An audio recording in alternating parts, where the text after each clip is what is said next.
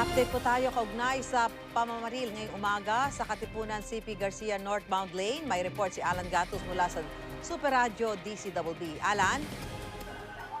Susan, pinagbabaril itong kulay itim na van na sinasakyan ng artistang si Kim Chu dito sa bahagi ng Katipunan, kanto ng CP Garcia. Kwento ng driver na si Wilfredo Taperla, binabagtas nila itong Katipunan Avenue at pagsapit dito sa kanto ng CP Garcia ay kakaliwanan dapat sila nang makarinig sila ng sunod-sunod na putok ng baril. Ang inaakala raw nila noon na hindi sila ang pinapaputukan dahil may katabi pa silang isang sasakyan na SUV na kulay puti. Pero napansin na lang nila yung magkaangkas sa motorsiklo na lalaki na pinapaputukan itong kanilang sasakyan. Maswerte naman sa tatlong sakay nitong sasakyan kasama na si Kim Chu ay hindi raw nasaktan. Ayon na rin sa kwento nitong si driver niya na si Taperla na hanggang sa ngayon ay tinatanong pa ng mga pulisya. Sa mga oras din na ito ay nakabalagbag pa rin yung sasakyan nitong si Kim Chu na nagtamo ng iba't ibang ng mga ilang tama ng bala sa kanang bahagi ng sasakyan. Naiwan din yung ilang mga basyo dito sa kalsada at sa ngayon patuloy itong ginagawa na pag-iimbestiga ng mga tauhan ng Quezon City Police District. Habang itong nangyaring insidente na ito ay nagdudulot na ng napakabigat na daloy ng trapiko dito sa lugar. Susan? Alan, pakiulit mo nga yung pangalan ng sinasabing artista na sakay ng van na yan na pinagbabaril dyan sa Katipunan? Si Kim Chu, Susan, si Kim Chu, yung binabanggit sa atin itong driver niya na si Wilfredo Taperla ang kanyang sakay nang mangyari itong pamamaril o ng pagbabarilin itong kanilang sasakyan dito sa bahagi ng Katipunan, kanto ng CP Garcia sa Quezon City. Ang kwento pa nga, Susan, itong si Wilfredo na driver ni Kim Chu, papunta sila sa taping galing sa bahay nang mangyari itong pamamaril. Ilang sandali pa lamang yung nakakalipas sa Susan. So, Alan, kumusta si Kim Chu? Kumusta siya nga ngayon? Doon sa tinamong tama nung sasakyan, ano nangyari doon sa mga sakay? Anong kondisyon nila sa mga oras na ito?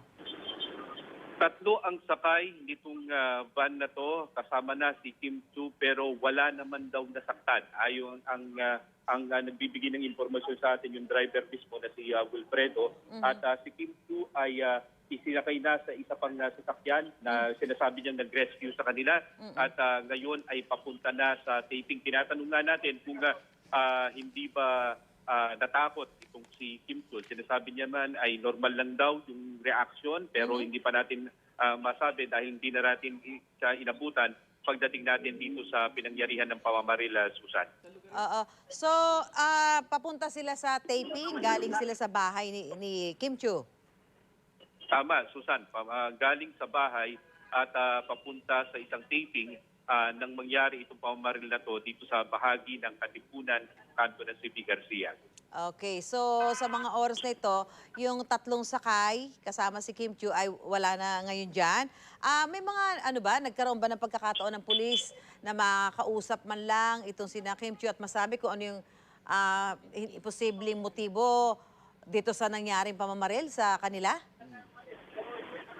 Ang binabanggit lang sa atin ng driver, Susan, wala silang alam na hindi nga nila inaakala nung una na sila yung pinapaputukan nung riding in tandem dito sa bahagi ng Katipunan. Okay. Kaya nagulat daw sila nang nakikita na lang nila na may mga tama na itong kanilang sasakyan.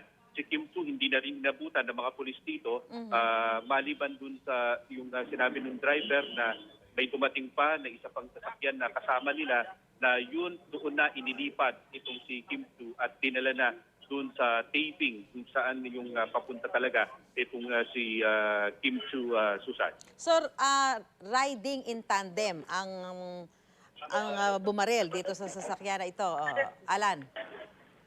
Tama, Susan.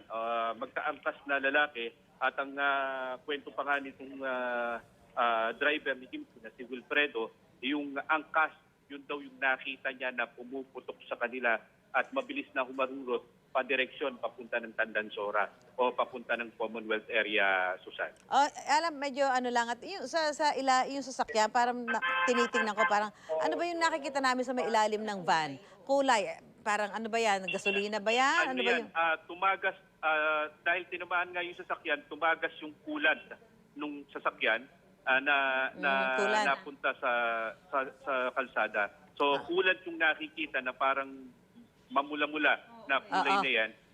Yung kwento sa atin, itong gwardiya